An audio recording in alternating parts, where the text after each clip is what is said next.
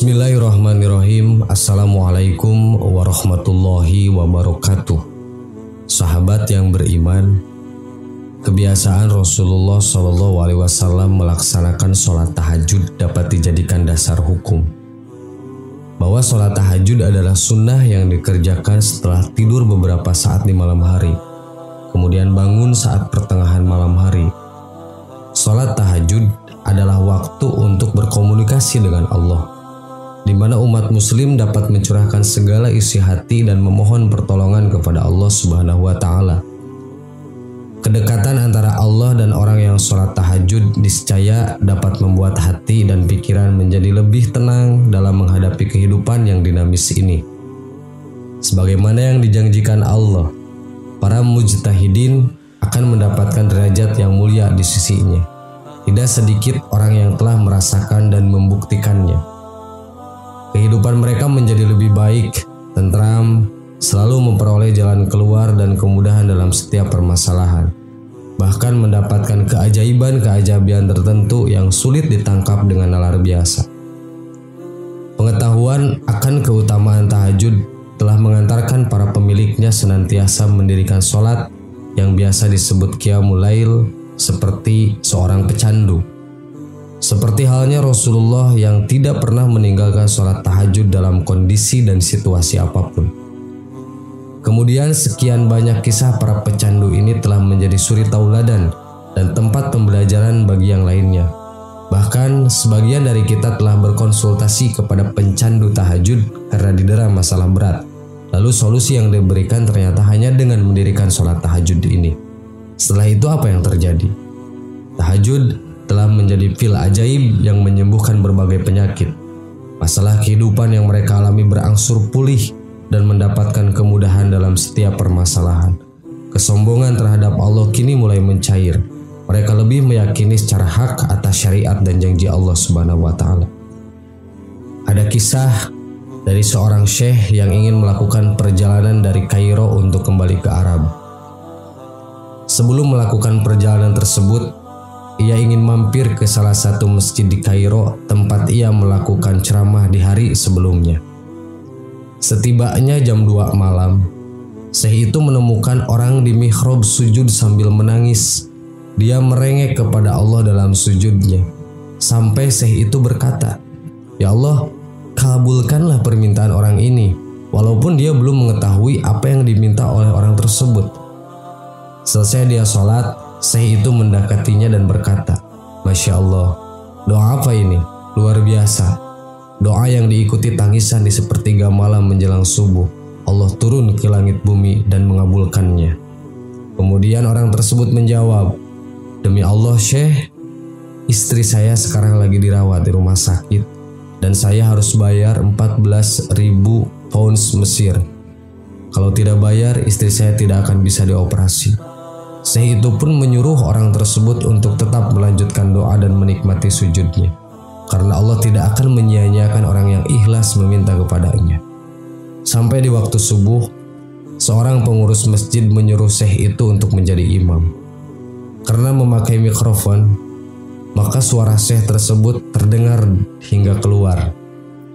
Kemudian ada seorang pengusaha Mesir yang apartemennya dekat dengan masjid dan dia suka mengikuti ceramahnya syekh ini.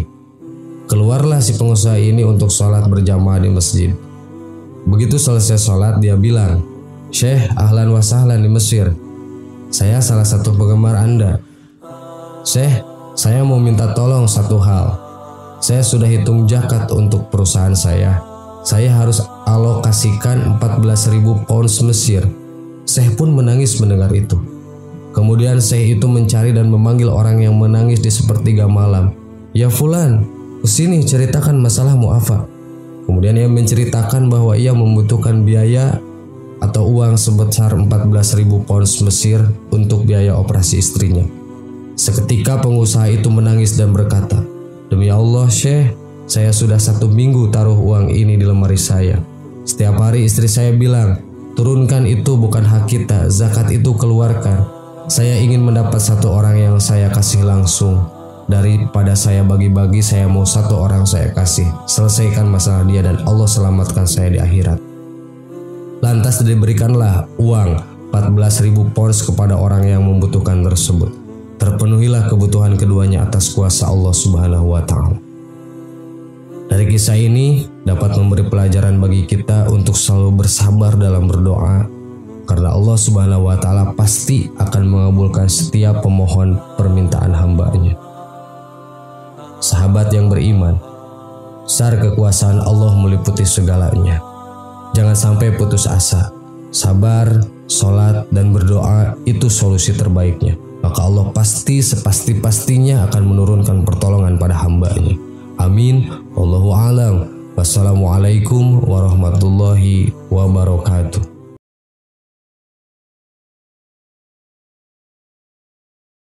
Bismillahirrahmanirrahim. Assalamualaikum warahmatullahi wabarakatuh. Sahabat yang beriman, sholat subuh merupakan salah satu di antara sholat wajib 5 waktu. Sholat subuh didirikan saat menjelang fajar di mana orang sedang enak-enaknya untuk tidur. Karenanya banyak orang yang mengalami banyak godaan untuk mendirikan sholat subuh, sehingga tidak sedikit umat muslim yang lalai untuk menunaikan ibadah sholat subuh dan memilih untuk melanjutkan tidurnya ketimbang untuk bangun dan menjalankan sholat.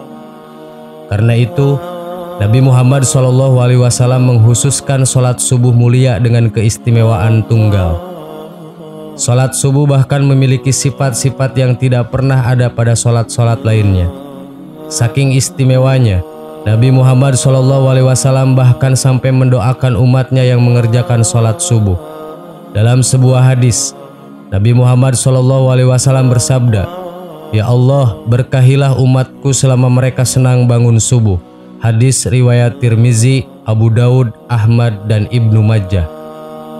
Sholat subuh juga turut disaksikan oleh para malaikat sebagaimana yang tertulis dalam firman Allah Subhanahu wa Ta'ala.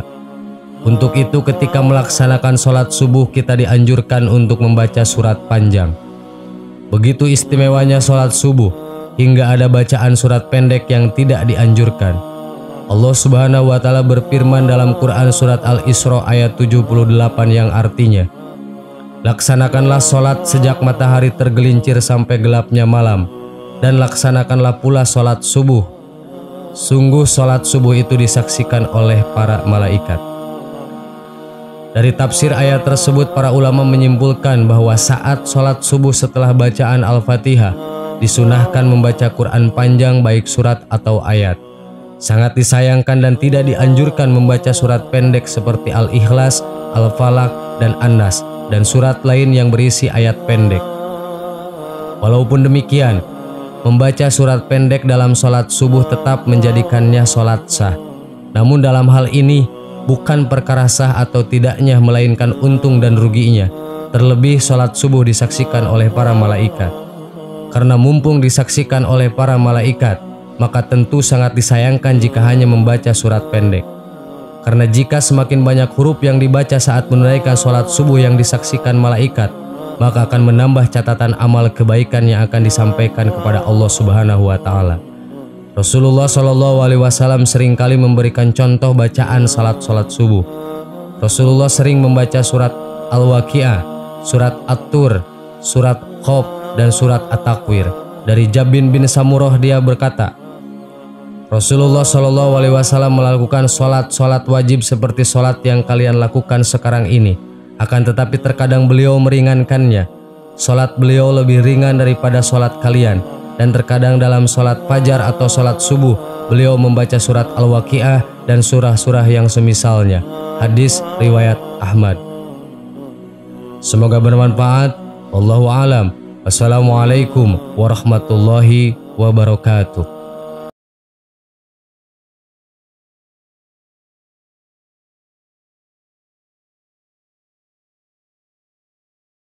Subhanallah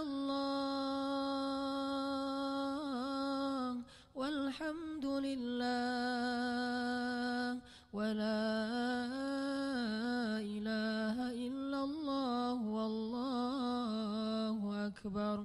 Subhanallah.